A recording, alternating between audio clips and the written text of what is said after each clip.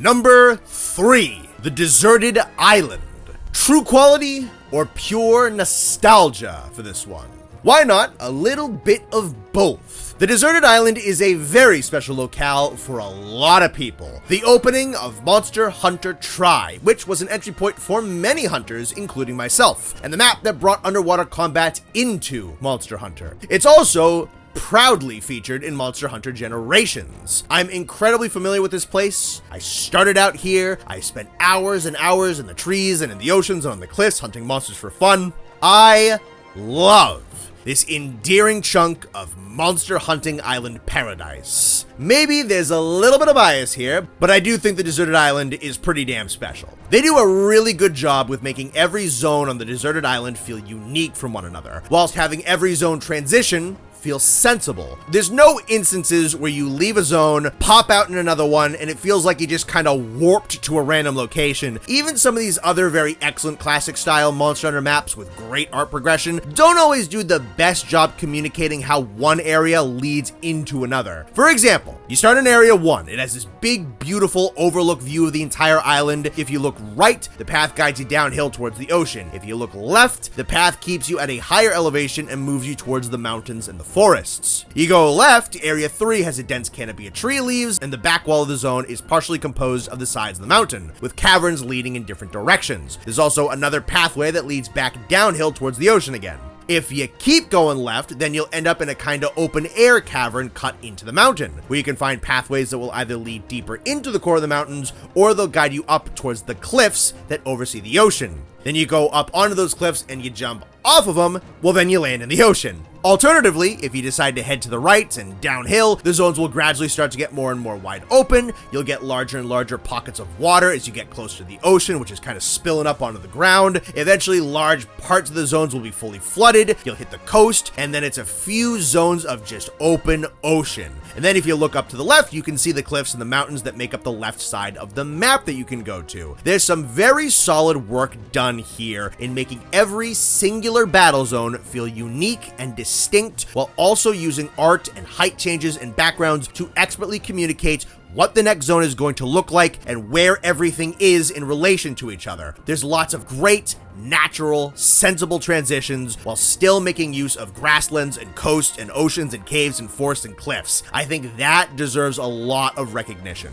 Speaking of the art direction, the Deserted Island is pretty lucky that it stuck around for a couple of games. Tri had a fairly washed out color palette, which Tri Ultimate and then Generations helped to flesh out a lot. The colors here are a lot like DOS's jungles. Nothing too groundbreaking, but there's plenty of incredibly pleasant greens and bright blues with lighter grays and browns mixed in. Not a set of colors you've never seen before, but they're perfectly well executed. There's some solid lighting on this map as well. The overhanging trees and huge looming mountain walls give zones like 3, 6, 4, and 8 a lot more foreboding to them. Gives the map kind of a neat dichotomy. You have the more intimidating upper half of the map that sits in the shadow of the mountains, and then you have the big, wide, and sunny lower sections that feel a little bit more relaxed and good-spirited and seaside-y. Speaking of menacing lighting, I think they did an excellent job making the underwater sections of the map feel dark and isolating, without obscuring your vision so much with the water that it gets annoying to actually see down here. They also bathe everything in a nice deep layer of blue to sell the feeling of actually being underwater. Once again though, it's not too much. You can still see all the individual colors of everything. The underwater sections are bright enough that the large monsters down here can have these big looming dark silhouettes that kind of add a layer of fear to these submerged encounters, and it's also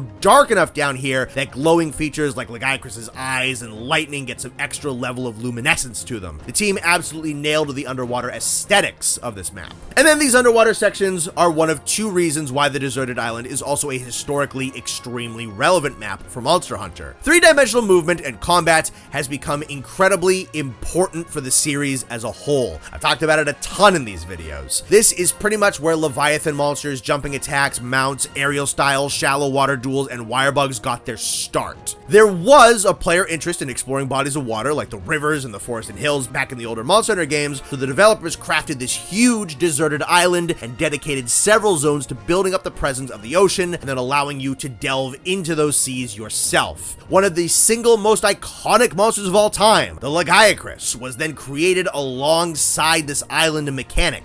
The legacy of the Deserted Island is also defined by the fact that it is the first map in Monster Hunter that you can enter completely for fun with zero quest restrictions. No time limit, no set target monster, you can just hunt to your heart's content. The entire monster roster of the Deserted Island could randomly spawn, and you could choose to face them at your discretion or avoid them entirely and just go gathering. Sure, there were Paw Pass delivery quests in previous Monster Hunter games that were very lightly restricted quests that were mostly meant for gathering items, but the free hunting that the Deserted Island allowed for tossed out those restrictions entirely. This choice set the precedent for expeditions in Monster Hunter World and Rise, and Monster Hunter Wilds will be an entire game based on loose quest structures and freely hunting whatever you choose. These mechanics may give the Deserted Island a bit of an unfair advantage over its contemporaries. These aspects of gameplay could very well have been implemented whether or not the Deserted Island was the Deserted Island, but some credit has to be given here. This may very well be the most important map in the series' history. A ton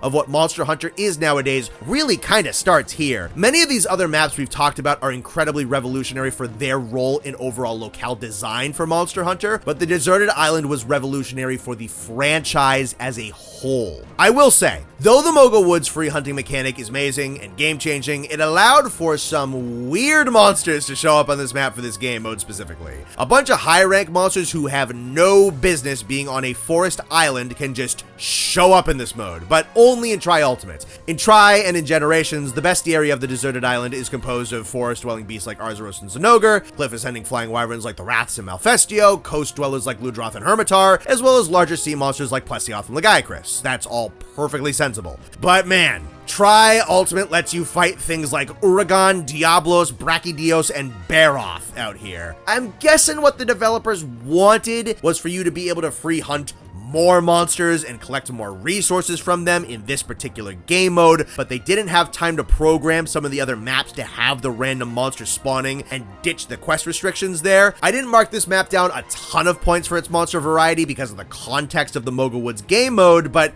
man, there are some weird choices put here.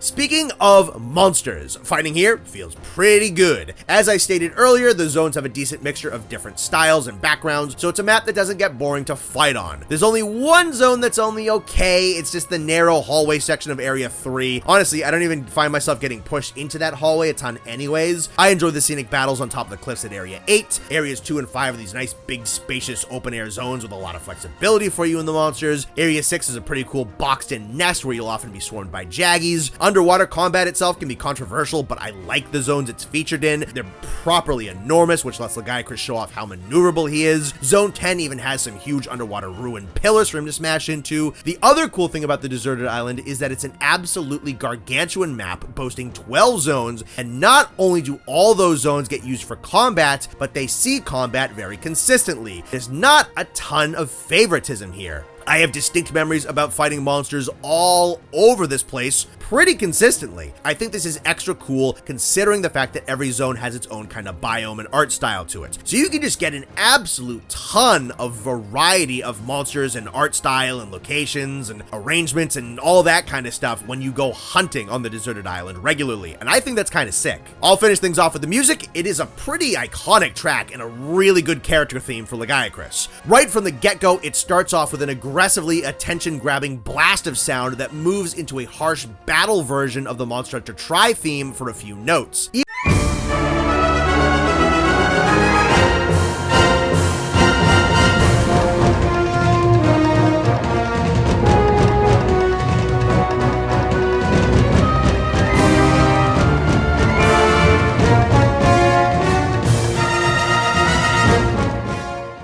Even in its quieter segments, this piece feels huge and aggressive. The percussion is enormously heavy, and there are multiple massive swells of horns and strings that build into these blaring trumpet fanfares. Now, this is a battle track. It never lets go of you or the intensity. It just keeps driving non-stop with its fast tempo and enormous sound. It's almost a bit too intense for some of the lower tier monsters. Those trumpet crescendos especially have a very kingly feel to them and perfectly fit for a battle with a Lagiacrus.